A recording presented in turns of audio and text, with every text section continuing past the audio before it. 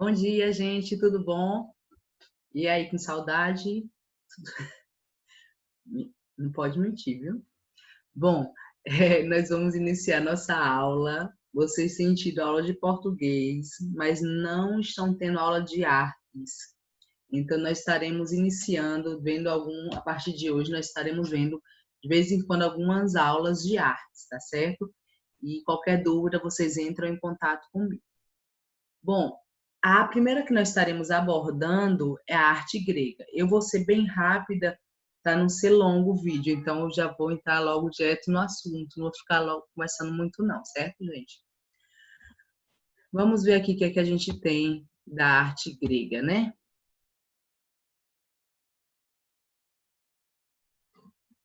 Bom, gente, enquanto que a arte egípcia, lembra que a gente falou antes da pandemia, nós falamos um pouquinho de artes, falamos da arte mesopotâmia, e dentro da arte mesopotâmia falava um pouquinho sobre a arte egípcia, né? E a gente via que eles tinham muita questão, eles eram muito ligados à questão espiritual, tal. Os gregos, eles também, a gente vai ver que eles também têm muito a questão dos deuses. Nós vamos ver mais para frente, alguns no slide. Mas nós vamos ver que eles também são muito ligados à questão do intelecto, do raciocínio lógico, da filosofia, da arte, do teatro. São coisas que são bem peculiares da arte grega. A gente vai ver que a arte grega é realmente uma arte que deixou um marco até os dias de hoje, certo? Bom, gente, quando, quando a gente fala sobre a arte grega, a gente percebe que eles gostavam também bastante de contemplar a natureza, ou seja, contemplar o cotidiano, contemplar as coisas do dia a dia, e a partir disso eles iam fazendo suas artes, fazendo seja em escultura, seja na questão de alto relevo, eles usavam, eram as duas coisas que eles mais usavam, era a escultura e o alto relevo, né? Então, era algo próprio bastante dessa questão da arte grega. E aí vocês podem ver aqui na tela algumas imagens de esculturas gregas. Essa aqui é bastante conhecida, que é do homem lançando o disco, né? Então, é bastante conhecida, além de outras que nós vemos aqui também próprio deles. Eles enfatizavam muito a questão da beleza. Lembra que nós discutimos também que quando a gente fala sobre é, a questão grega, a gente lembra muito dos deuses gregos, das deusas gregas, e a gente fala que foi nesse período foi imposto também até os dias de hoje, que já melhorou bastante, essa questão do biotipo, né? De um padrão de beleza. E o padrão de beleza, como nós vimos na sala, para alguns, era a questão de um homem, uma mulher alto, bem com corpo bem escultural. Então, tudo isso foram heranças que nós tivemos da cultura da arte grega, porque foi um período, no período chamado período helenístico. O período helenístico é justamente essa questão de que a cultura grega ela se espalhou para todas as outras os outros países, outras culturas acabaram absorvendo essa questão da cultura grega, né? Mas eles davam muito valor a essas questões e algumas características próprias da cultura grega, da arte grega, era a questão do racionalismo, da beleza e tudo isso eles focavam bastante o homem, o ser humano, né? Então, outra questão que a gente pode observar é nas edificações. A gente vai ver que eles tinham pelo menos três padrões das construções deles, gente. Aqui, ó, acompanha aqui a setinha, era o dórico, o jônico e o coríntio. O dórico nas edificações eram os mais simples, podem observar, eram colunas, né, que sustentavam qualquer estabelecimento que a gente encontra mais nos templos, em casas públicas, certo? Mas era muito próprio de templos também. Então, olha só, nós temos aqui o dórico. O dórico ele era bem simples, eles não tinham essa partezinha aqui em cima, certo? Eles bem desenhado, ele era bem simples mesmo. Já o jônico, a gente pode ver que eles além de serem colunas mais grossas, elas também tinham essa partezinha aqui mais detalhada, tá vendo, ó? E por fim, eles tinham o coríntio, que era muito parecido com o jônico. A diferença é que era mais detalhado ainda que o jônico e também eles tinham um formato assim, eles colocavam muito o formato de folhas, certo? Então, essa era algumas colunas que faziam parte da arquitetura das edificações grega, da arte, próprio da arte grega. É tanto que quando a gente fala sobre arte grega, quando a gente vê algum lugar assim, exemplo, outro dia passou na TV um jogador, esses jogadores bem ricos, e mostrando a casa dele, e aí tinha a frente da casa dele parece, o jornalista falou, parece aquelas construções ou edificações gregas, porque eram cheias de colunas, né, e essas colunas parecidas com essas colunas próprias da Grécia, certo? Gente, a Grécia, quando a gente fala sobre a arte grega, a gente também tem que lembrar que eles tinham alguns monumentos arquitetônicos, certo? Que a gente vai citar aqui quatro, que são os templos, que inclusive já falei um pouquinho aqui, que eram os que tinham mais essas colunas nas edificações, mas tinham vários templos, né? Até porque tinham os templos para os seus deuses. Atenas mesmo era uma deusa, e um dos templos mais importantes que se tinha lá na Grécia era o templo Partenon, que era o templo para a deusa Atenas. Tinha também teatros. Aqui nessa gravura que vocês estão vendo nesse slide, é a gravura de um teatro. Observem que algo próprio deles era o seguinte, é muito parecido com o nosso teatro também, mas também com o nosso cinema. Como assim? Aqui embaixo, observem, eles faziam aqui embaixo, bem no centro, eles faziam as apresentações deles, e aqui as arquibancadas, eles eram assim inclinadas para que as pessoas que estivessem aqui em cima, lá no último lugar, pudessem enxergar normalmente o que estava se passando, o que estava sendo apresentado, sem ser atrapalhado pelos outros. Então, isso também é algo próprio que nós herdamos deles, dos teatros gregos, né? Então, a gente vai vendo aí que eles tinham. É tanto que os teatros gregos, eles utilizavam muito em lugares abertos.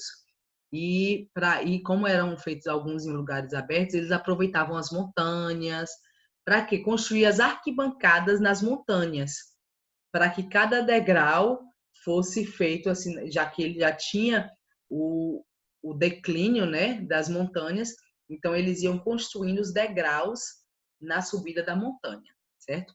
Tinham também os ginásios. Os ginásios também era algo bem peculiar da arte grega, porque eles gostavam muito dessa questão da física, né? Do corpo escultural. Então, eles tinham bastante monumentos de ginásios. E outra questão eram as praças. As praças também eles gostavam muito de valorizar, diferente um pouquinho das que nós conhecemos, porque as nossas praças, infelizmente, andam meio destruídas, mas eles valorizavam muito a praça. E por que valorizavam a praça? Porque assim como a gente, que gosta de ir para a praça, às vezes para bater um papo com um colega, para se reunir com o pessoal, eles também gostavam disso. Só que a diferença é que eles iam para a praça para fazer debates, para usar filosofia. Alguém ia lá na praça, eles levavam um tema e começavam a filosofar em cima daquele tema que eles levavam. Então, era um divertimento deles, né? Então, eles gostavam muito dessa questão de debater, de trazer a filosofia, de filosofar, porque eles valorizavam muito a questão do intelecto. Lembra que eu falei no início, né? Então, como eles gostavam muito do intelecto, das pessoas inteligentes, então eles estudavam muito a filosofia para poderem argumentar os seus pontos de vista. Outra questão que nós podemos encontrar bastante forte na cultura grega é a questão das pinturas em vasos. E o que eram isso, as pinturas em vasos? Eles faziam vasos e cada vaso era diferente, não só no sentido porque cada um é de uma forma, não, é porque cada um, de acordo com a sua função, ele era feito de uma forma diferente. Exemplo, tinha um vaso, que é a cratera, que é esse último aqui, que ele tinha a boca mais larga. Por que tinha a boca mais larga? Porque esse vaso servia para misturar água com vinho. Então não podia ser um vaso com a boquinha apertadinha, né, fininha. Não, então era uma boca larga para que eles pudessem misturar, fazer a mistura da água com vinho. E tinha outros também, né? Como a hidra, a ânfora, que esses já tinham formatos também diferentes. Mas o que era interessante, além do formato de cada um, de acordo com a sua função, eles também pintavam nesses vasos coisas do cotidiano, do dia a dia deles. Eles observavam muito a questão, também pintavam muito a questão mitológica. Então, a gente vai encontrar vasos pintados e tanto com cenas do cotidiano grego, como também com cenas da mitologia grega. E eles usavam a questão da pintura, a gente vai ver que eles usavam, os que eles mais usavam, eles pintavam figuras negras, né, no fundo vermelho, e também gostavam muito de pintar, que é no caso aqui, tá vendo? Ó? Pinturas, aqui, acho que aqui não tem, aqui não. Esse aqui era as figuras vermelhas sobre um fundo negro, certo? E aqui da mesma forma. Mas eles tinham também muitas figuras negras sobre o fundo vermelho e ainda também tinham figuras vermelhas sobre o fundo branco. Era menos usado, os mais usados eram esses dois aqui, certo? Outra questão da arte grega, gente, muito forte, era a questão das estátuas. A arquitetura deles, eles gostavam muito de fazer esculturas, arquitetura não, desculpa, esculturas, né? E a escultura deles era focado no antropomorfismo. O que é antropomorfismo, professora? Gente, vem de duas palavras gregas. Anthropos, que é homem, significa homem, e morfismo é de forma. Então, forma humana, forma do homem. Então, o antropomorfismo é justamente, eram esculturas que eram feitas, ou estátuas, que eram feitas no padrão humano, certo? E pode observar uma característica própria da cultura grega, da arte grega, é que não eram simples estátuas. A gente vai observar que cada parte, cada período, eles foram evoluindo até chegarem nessa escultura aqui, tá vendo que é uma escultura mais realista, mais cheio de movimentos, não é uma estátua estática, parada, não, cheia de movimentos, como a gente pode observar aí. Mas isso foram havendo modificações em alguns períodos. Por exemplo, no período arcaico, os gregos podem observar aqui, se vocês observarem aqui nessa gravura, nós temos aí o Kouros, Croesus, né? Que era um estátua de um homem jovem. E podem observar que ele está bem estático, né? Bem parado, sem movimento, apesar de ser uma bela estátua, porque ele consegue realmente pegar, captar o ser humano de uma forma incrível. Mas a gente vê que eles eram bem estáticos, mas era bem simétrico, eles pegavam de forma frontal, assim, de frente, né? Já no período clássico, aqui já observem que mudou bastante. Olha a diferença dessa estátua para essa outra, desculpa, para essa outra estátua. Essa estátua, como eu disse, é estática, parada, como se realmente fosse sem vida, é alguém parado. Já essa outra aqui, não, no período clássico, ela já possui movimento, ela é mais realista. Tá vendo que nós vemos aqui uma mulher e ela está aqui meio de ladinho, assim, né? Parada quando a gente para assim, conversando, a gente fica no formato de S, que era a característica deles. A gente vai ver isso. E tem ainda o período helenístico, que aqui foi o período que mais bombou mesmo a questão da arquitetura, da escultura, desculpa, da escultura humana, da questão das estátuas que eles faziam com muita realidade. Nesse período aqui, eles não só faziam as estátuas com movimentos, mas eles procuravam trazer nesses movimentos a emoção da pessoa, da estátua, no caso assim, né? Ou do cotidiano, daquilo, da história que eles estavam querendo transmitir.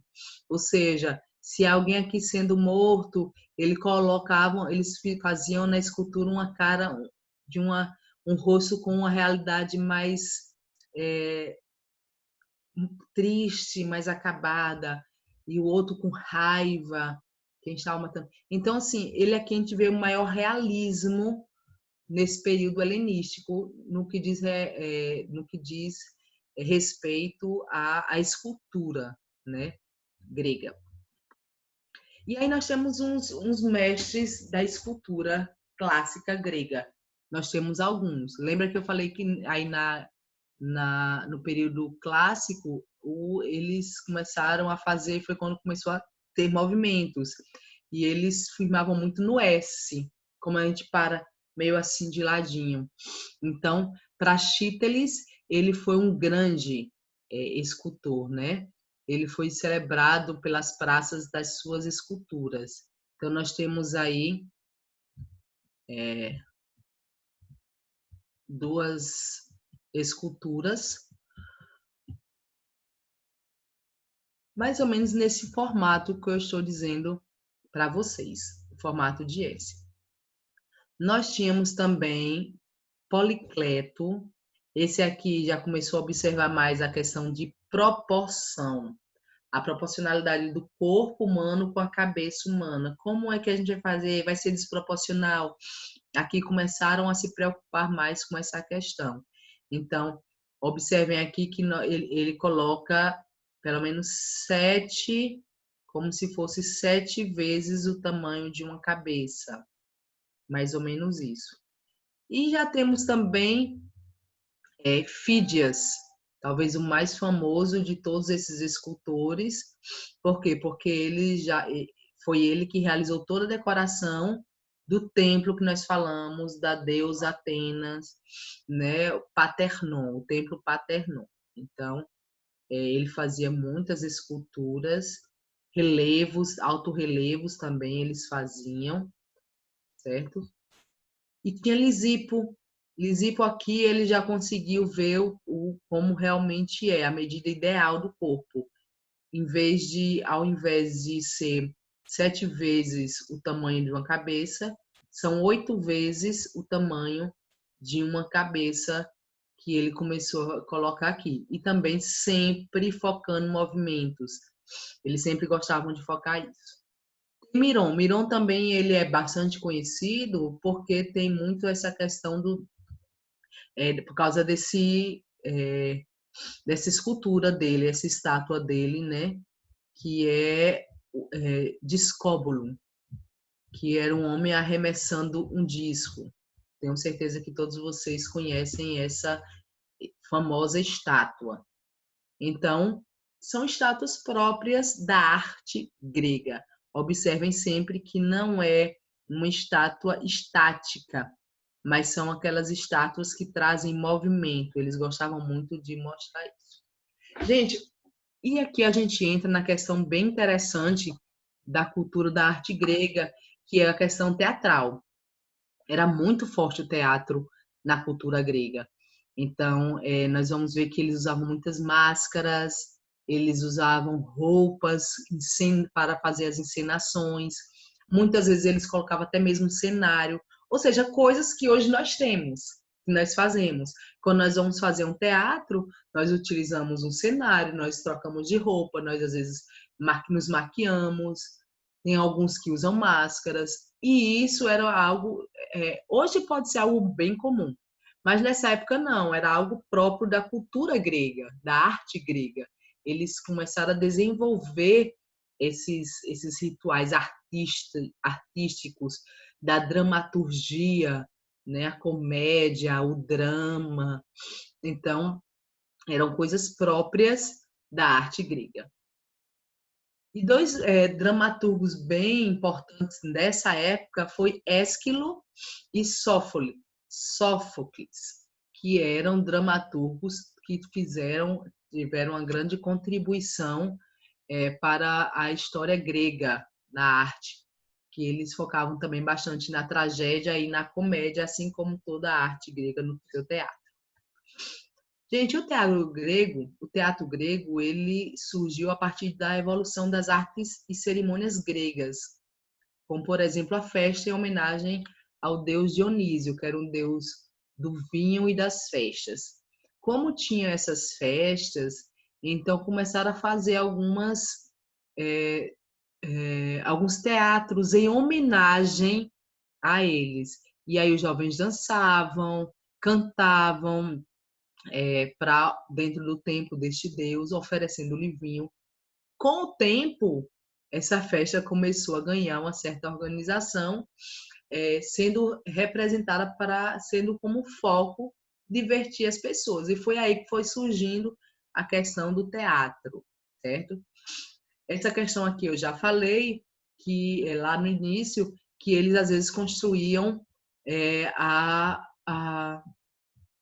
as escadarias do teatro em montanhas e colinas, porque serviam para as arquibancadas para ficar mais fácil de fazer o degrau inclinado para que todos pudessem ter acesso ao que estava sendo encenado, né? E assim a acústica também era excelente.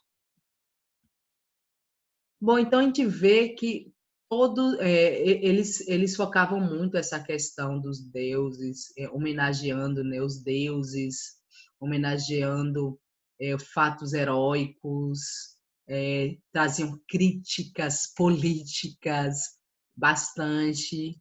Então era isso, o teatro grego se resumia a isso. Outra questão bem própria que nós utilizamos bastante e que também é algo próprio deles, bem característico da arte grega, são as mímicas, que hoje nós temos muito pantomima ou a própria mímica, né? Então, era algo que fazia parte do teatro grego, certo? Então, os gregos eles criaram vários mitos, né? Justamente para passar mensagens para as pessoas e para preservar também a história do povo deles. Então, grande parte dessas lendas e mitos chegou até os dias de hoje, que nós conhecemos bastante e que nós veremos agora um pouquinho deles, certo? Eram heróis, eram deuses, eram ninfas, titãs, centauros. E eu vou mostrar agora um pouquinho a Pitonisa. É bem interessante. A Pitonisa era uma sacerdotisa que eram importantes personagens nesse contexto. Os gregos consultavam seus oráculos para saber sobre as coisas que estavam acontecendo e também sobre o futuro. Quase sempre a pitonisa buscava explicações mitológicas para tais acontecimentos. Agradar uma divindade era a condição fundamental para atingir bons resultados na vida material. Um trabalhador do comércio, por exemplo, deveria deixar o deus Hermes sempre satisfeito para conseguir bons resultados em seu trabalho. Então, ele sempre procurava uma pitonisa, que era uma sacerdotisa, para consultar os seus oráculos, né? Consultar, ou seja, suas premonições, e ela dizia o que é que eles deveriam fazer e como deveriam agir. E geralmente eram coisas para agradar os deuses. E os seres mitológicos que nós podemos ver eram heróis. Esses heróis, quem eram esses heróis? Eles eram quase que semideuses, porque eles eram filhos dos deuses, mas eram mortais. Nós temos Hércules, que nós conhecemos bastante, tem os filmes, tem Aquiles, porque os deuses se deitavam com os seres humanos e tinham esses semideuses, que eram chamados heróis. Tinha outro ser mitológico também, eram as ninfas, que eram seres femininos que ficavam nos bosques, nas florestas, para trazer alegria ao povo. Tinha os sátiros eram homem com corpo de homem, cabeça de homem, só que tinha chifres e os pés deles eram de bode. Tem até algum filme que traz um sátiro, não lembro bem agora qual é, um desses filmes, não sei, não lembro bem agora. Tinha os centauros também. Os centauros também é uma figura bastante conhecida nossa, faz parte da arte grega, é um ser mitológico que era um corpo, metade do corpo homem e outra metade era cavalo, né? Tinha as sereias, as nossas famosas sereias tão conhecidas, que inclusive nós temos aqui no nosso Rio São Francisco. E a sereia era um ser mitológico vindo da Grécia, né? Que eram mulheres, metade mulher, metade peixe, e que encantavam os marinheiros com seus cânticos. Tinham as górgonas, que também eram mulheres, só que eram espécie de monstros, porque tipo a medusa, que tinham serpentes na cabeça, né? E finalmente quimeras. E quimeras era era um monstro, né, com mistura de leão e de cabra, e que soltava fogo pelo nariz. Bom, gente, de acordo com a mitologia grega, todos esses seres mitológicos, principalmente os deuses, eles tinham uma característica muito própria do ser humano, porque eles traziam essas características como inveja, ciúme, amor, traição. Eram características que eles tinham também. Aqui vocês estão vendo, ó, um centauro, tá vendo? Metade homem, metade cavalo. E finalmente nós temos os deuses, que nós também não iremos nos deter, porque nós conhecemos bastante sobre cada um deles, né? Que são Zeus, Afrodite, Poseidon, Hera, Apolo, Ártemis, Ares, Atena, Hermes, Hefesto e Deméter. Esses eram alguns deuses grego que nós temos, né? E para finalizar a nossa aula, nós temos também, não poderíamos deixar de falar sobre o Minotauro, que também fazia parte da arte grega, da cultura grega, que era um dos mitos bastante conhecidos e conhecido até os dias de hoje, porque os minotauros são utilizados em desenhos animados até hoje, em filmes, são utilizados em jogos, vários jogos que vocês jogam devem ter visto já um minotauro, que era um monstro, né, com um corpo de homem e cabeça de touro. E geralmente esses minotauros ele habitava em um labirinto.